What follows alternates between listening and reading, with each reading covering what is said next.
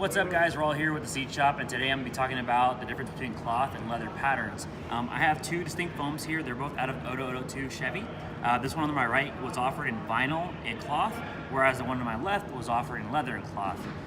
So whenever we ask you whether the vehicle originally came with leather or vinyl or cloth in it, it's because sometimes the manufacturers will put different designs and different anchoring methods on different models.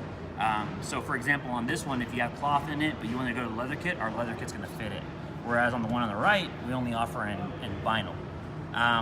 Even on the older Chevys, on the older ones before 99, I believe, they actually glued the cloth to the foam, so you couldn't even use our leather kit at all.